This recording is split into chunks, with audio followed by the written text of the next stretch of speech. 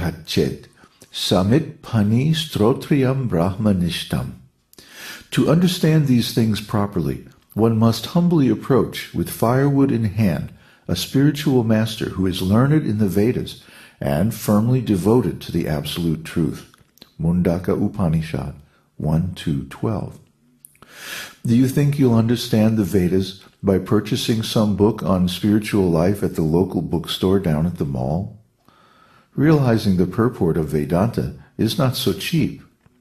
Without becoming initiated as a Brahmana, nobody can understand Vedas. It is a mystery. It is restricted to those who surrender. Without becoming a Brahmana, nobody can study the Vedas successfully.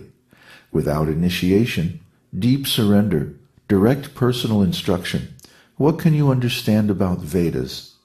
Not very much. Therefore, Vyasadeva, after compiling the Vedas and dividing them into 4, compiled Mahabharata, because the subject matter of the Vedas is so difficult.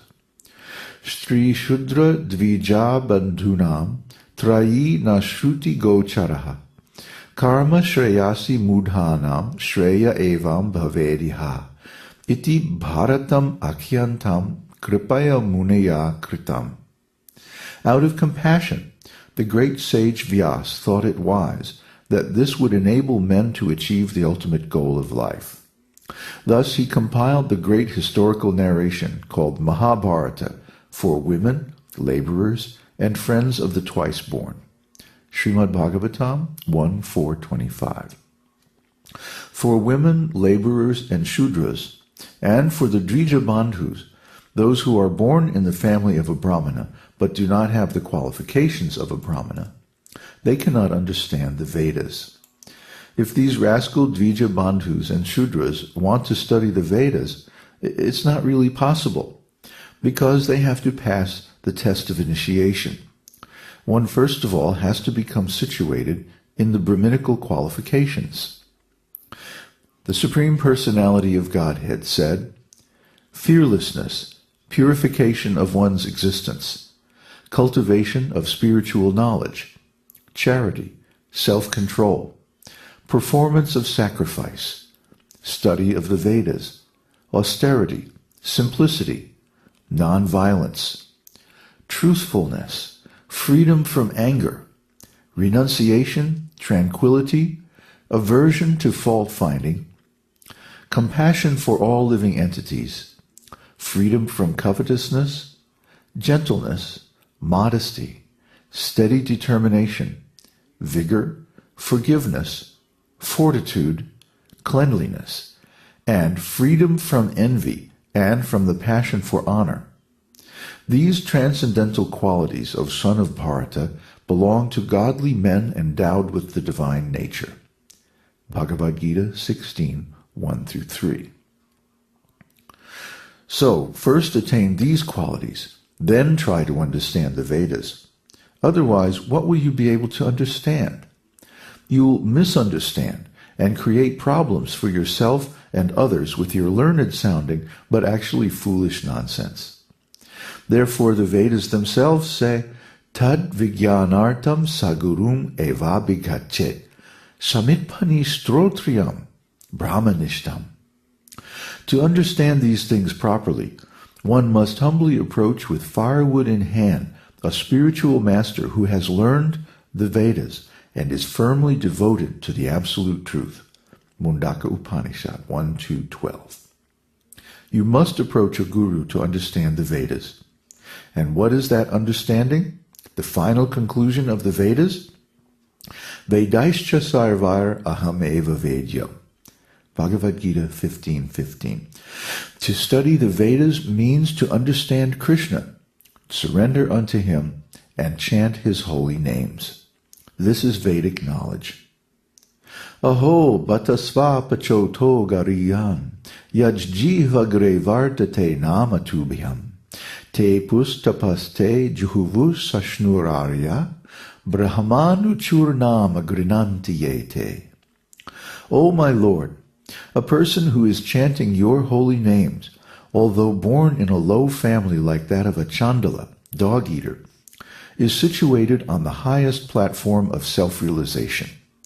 Such a person must have performed all kinds of penances and sacrifices according to Vedic rituals, and studied the Vedic literatures many, many times after taking his bath in all the holy places of pilgrimage. Such a person is considered to be the best of the Aryan family. Srimad Bhagavatam 3:33-7. So Arjuna says, Prapannam, now I surrender unto you, my Guru. I am not going to talk with you as an equal, as if I know so many things. Please instruct me. Up till this point, Arjuna has given so many arguments why he should not have to fight. What he was saying was right, but he was thinking on the material ontological platform. But Vedic knowledge is spiritual, uttamam. Tasmad gurum prapadyeta jignasu shreya uttamam.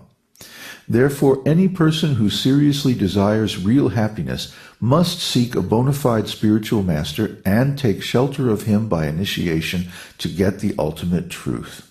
Srimad Bhagavatam 11:3-21. So you surrender to a real guru, then what do you get? Shreya uttamam, the ultimate knowledge. Yat shreya sat nishchitam, the final ultimate conclusion of all knowledge without any uncertainty or doubt. That instruction now will be given by Krishna. Therefore, in order to achieve the highest spiritual goal of life, one should fully surrender to Krishna or his representative. Then his life is successful. So this is the secret.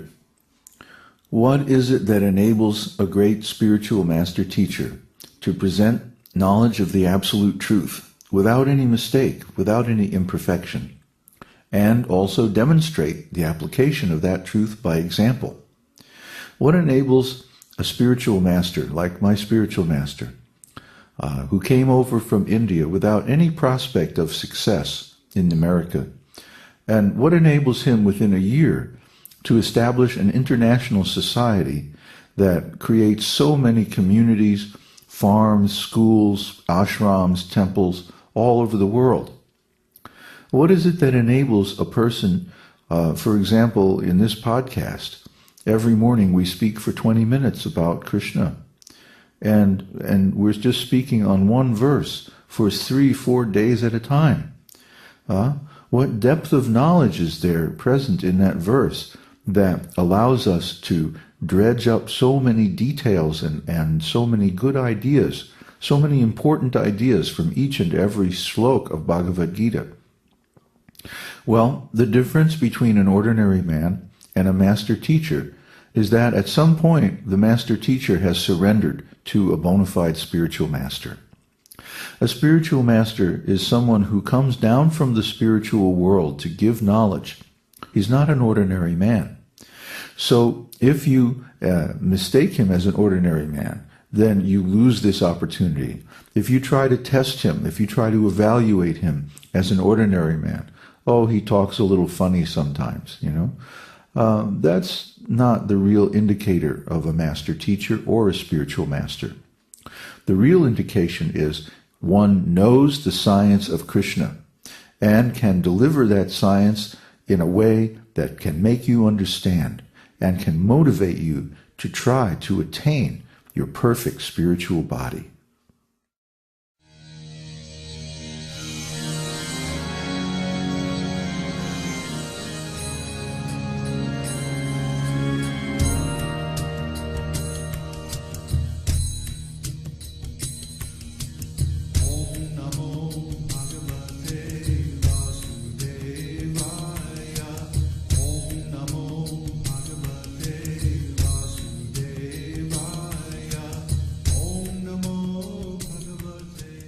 We hope you've enjoyed this edition of My Perfect Body. This is David Hughes, your host, reminding you to visit us on the web at esotericteaching.org, where you can purchase the complete Esoteric Teaching Introductory Seminar DVD and many CDs of transcendental music and mantras.